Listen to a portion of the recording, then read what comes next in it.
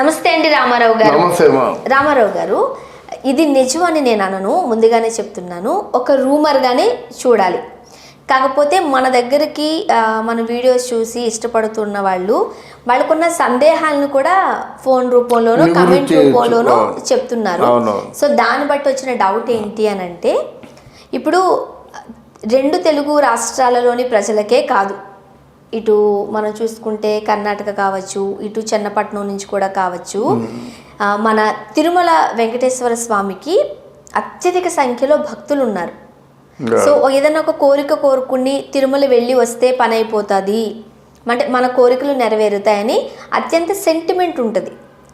అయితే ఆ సెంటిమెంట్ ఒక్కొక్కసారి విఫలమవుతుందని కూడా వింటూ ఉంటాం మనం. అలా కొన్ని సందర్భాలని మనకి కొంతమంది కమెంట్ రూపంలో తెలియచేశారు. అండ్ వాళ్ళని దృష్టిలో పెట్టుకుని నేను మిమ్మల్ని అడుగుతున్నాను. ఇప్పుడు అప్పుడెప్పుడో వెంకటేశ్వర స్వామి ఉయ్యాల మీద రామారావు గారు కాసేపు ఊగారు. వాస్తవం అవునో కాదో తెలీదు, సో వాళ్ళు అడిగిన ఒకటి. ఆ తర్వాత నుంచి ఆయన కెరీర్ పరంగా లేకపోతే వ్యక్తిత్వ పరంగా ఆయన కొంచెం డౌన్ చూశారు. అలానే చంద్రబాబు నాయుడు గారు కూడా తిరుమలలో అట్లాంటిది ఏదో జరిగింది. ఓకే. అండ్ పవన్ కళ్యాణ్ గారు ఒకసారి గుండు కొట్టించుకున్నారట. సో అంటే ఇవన్నీ 1 by 1 చెప్పారు, మీరు ఒక్కొక్కటి చెప్పండి నాకు. ఇంకొకటి, చంద్రబాబు నాయుడు గారికి కూడా అలిపిరిలోనే కదా బ్లాస్ట్ అయ్యింది, అంటే తిరుమలకి దగ్గర, అదొకటి. అలానే అప్పట్లో నటి సౌందర్య గారు కూడా తిరుమల వెళ్ళి వచ్చిన తర్వాతే ఆ యాక్సిడెంట్ అయింది అని. సో డిఫరెంట్ వ్యక్తుల పేర్లు తీసి చెప్పడం జరిగింది. అసలు ఏంటి, ఏం జరిగి ఉండొచ్చు, ఏమంటారు? ఇక్కడ అంటే రామారావు గారు వచ్చిన తర్వాత తిరుమలని చాలా బాగా డెవలప్ చేశారమ్మా, చాలా బాగా డెవలప్ చేశారన్నమాట. ఆ కొండని ఎన్హాన్స్ చేయడం కానీ, ఆ గోపురాలు కట్టడం కానీ, ఆ పిల్లలకి పార్కులు కట్టడం కానీ, ఇవన్నీ చాలా బాగా డెవలప్ చేశారన్నమాట. అయితే అక్కడ ఒక పొరపాటు జరిగింది. అంటే దైవ సన్నిధానంలో అంటే వెండి వాకిలి ఉంది కదా, ఈ రాజకీయ నాయకులు ఏం చేస్తారంటే అతిగా పోతారన్నమాట. అంటే శ్రీవారి తాలూకు వెండి వాకిలిలో రామారావు గారి తాలూకు పాదాలకి నమస్కారం చేశారు. అది మాత్రం నాకు తెలుసు. వెండివాకిల్లో స్వామివారి ఎదుట ఎవరు మాత్రం పాదసేవకు అర్హులు. కానీ ఈ నాయకులు, రాజకీయ నాయకులు మహాస్వార్థపరులు కదా, అప్పుడు ఆయన పాదాలు నమస్కారం పెట్టి ఇలాగ వాళ్ళు పోయినారు, అందరూ పాదాలు పట్టుకున్నోళ్ళు పోయారు. రామారావు గారు తప్పిదమైతే జరిగింది, డెఫినెట్గా జరిగింది. రామారావు గారు కూడా రియలైజ్ అయ్యారు, పొరపాటు అయిపోయింది. నేను ఎక్కడ ఆలయ ప్రాంగణంలోనో, ఆలయ ప్రాంగణం బయట జరిగితే ఏ ప్రాబ్లం లేదు. అలా కాకుండా వెండి వాకిల్లో అలా జరుగుతుందంటే మరి అది బాధ కదా, బాధ ఉంటుంది కదా. అందువల్ల అది ఎఫెక్ట్ కూడా, స్వామివారి ఎఫెక్ట్ కూడా వచ్చిందమ్మా. అది నిజమే. తర్వాత చంద్రబాబు నాయుడు గారి సంగతి, చంద్రబాబు నాయుడు సంగతి ఏమిటంటే, చంద్రబాబు నాయుడు అప్పట్లో కొంచెం తర్జన భర్జనలు జరుగుతుండే అన్నమాట. అంటే అక్కడ 1000 స్తంభాల ఒక భవనం గుడి ఉంది, 1000 స్తంభాల గుడి తీసేశారు. ఆ తీసేసిన తర్వాత మన ఎవరు చిన్నజీయర్ స్వామి కూడా పట్టుపడుతూనే ఉన్నాడు. అది వైఖారణ శాస్త్రంలో ఉంది. దాని ప్రకారంగా 1000 స్తంభాల గుడిని పడగొట్టకూడదు అని చెప్పినప్పుడు కూడా పడగొట్టేసి ఎన్హాన్స్ చేశారు. అండ్ నగల విషయంలో కూడా, శ్రీవారి నగల విషయంలో కూడా ఏదో ఇష్యూ నడిచిందే కదా, ఇది శ్రీవారి నగల విషయంలో కూడా ఏదో ఒక ఇష్యూ నడిచింది కదా, ఆ తర్వాతే కదా బ్లాస్ట్ అయింది అని అన్నారు. లేదు, శ్రీవారి నగల విషయంలో కాదు. ఎందుకంటే శ్రీవారి నగల విషయంలో దీక్షితులు గారే అబద్ధం ఆడారు. ఎందుకంటే శ్రీవారి నగలు ఒక పింక్ డైమండ్ చంద్రబాబు నాయుడు తాలూకు ఆయన దిండు కిందే ఉంటుంది, లేదా బిడ్డ కిందే ఉంటుంది అని అబద్ధం అన్నాడు. మరి వీళ్ళు పరిపాలనకు వచ్చారు కదా, చంద్రబాబు నాయుడు ఇల్లంతా సోదా చేసి ఆ పింక్ డైమండ్ని క్యాప్చర్ చేయొచ్చు కదా. ఆ విషయం మర్చిపోయాడు. అంటే ఏమిటి, అప్పుడు కేవలం ఎవరో నింద వేయమంటే వేసిన నింద కదా అది. అదే మనం చెప్పుకున్నాం కదా, అప్పుడు వాళ్ళు పరిపాలనలో ఉన్నారు, పాలక వర్గం వాళ్ళది.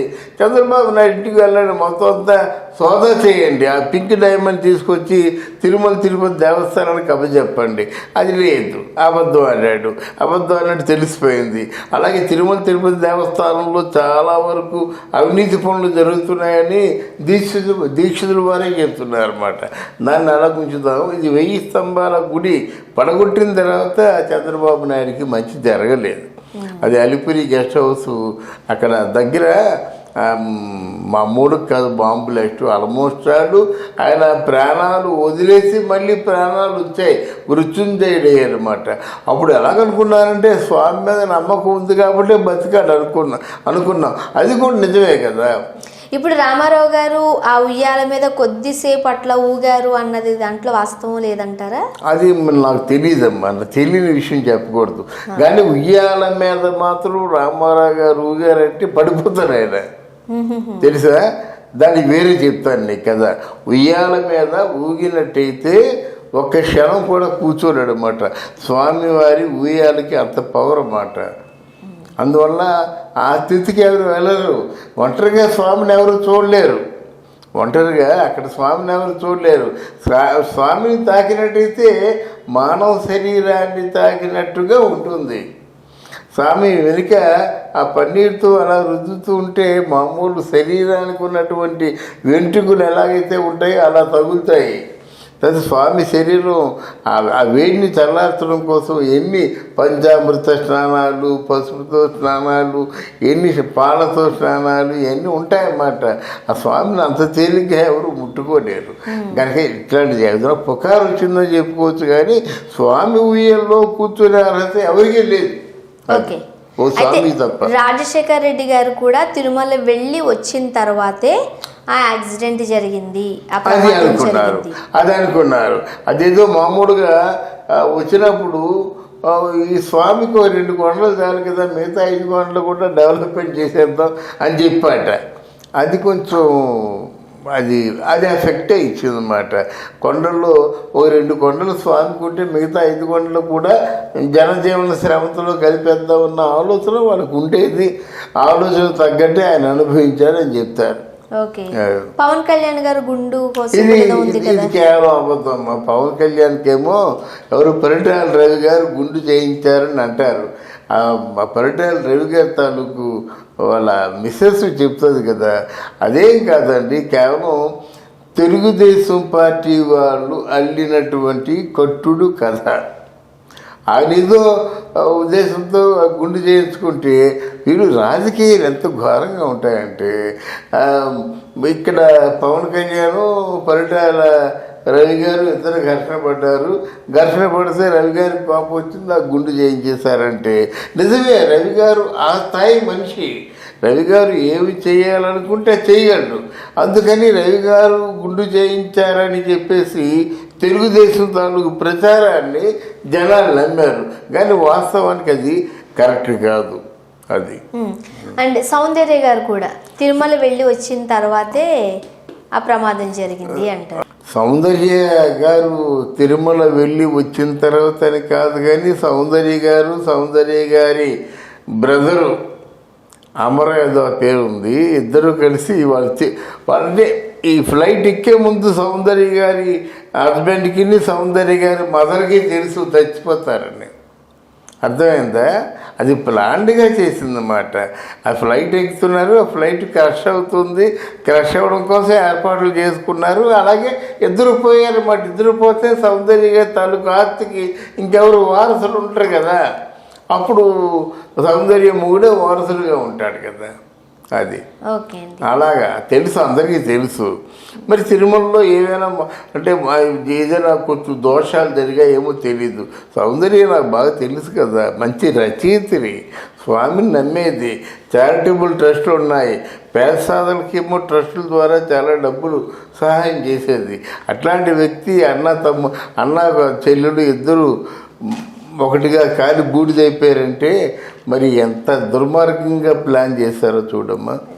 సో చాలామంది అడిగిన ప్రశ్నలకి సమాధానం చెప్పారండి. థ్యాంక్ యూ థ్యాంక్ యూ అమ్మా, థ్యాంక్ యూ వెరీ మచ్.